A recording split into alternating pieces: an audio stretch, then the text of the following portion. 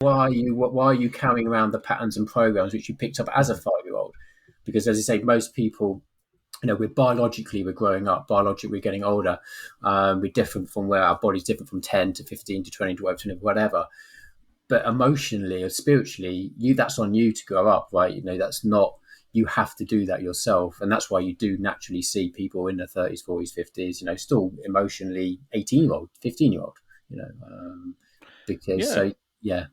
I mean, I hear a lot of people saying that is like, I mean, for myself, I mean, I'm 40 next year, and I feel like I am still 18.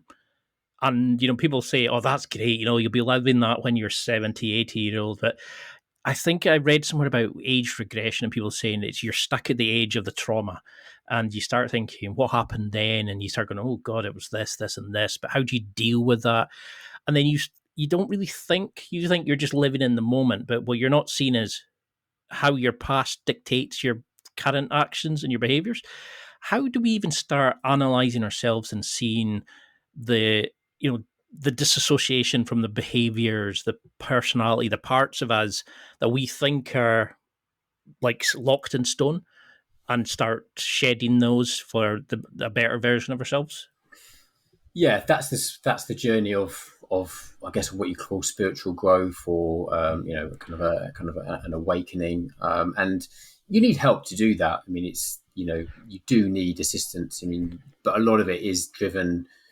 Firstly, personally for myself, was through meditation. That's really where it started. It was being able to really quieten my mind and really analyze my thoughts and start journaling the thoughts I was having, because most of your thoughts, even though you have like 50, 60,000 thoughts a day, they're pretty habitual.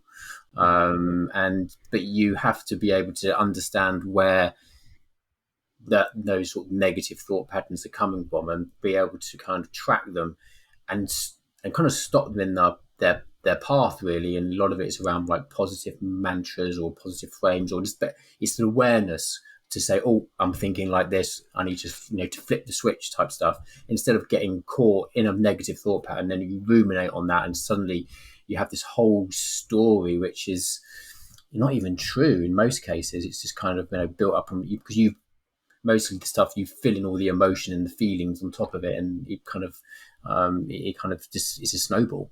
I So mean, do yeah. we create the story that we tell ourselves?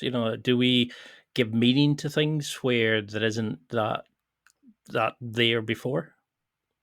I believe so. Yeah, I believe we create all the meaning. Really, I mean, and it happens. It happens all the time. You can even in every day. You could come across a negative reaction, be it online, or you're walking down the street and someone looks funny at you, and you kind of build a whole story and meaning about what that is, when actually it's potentially just nothing.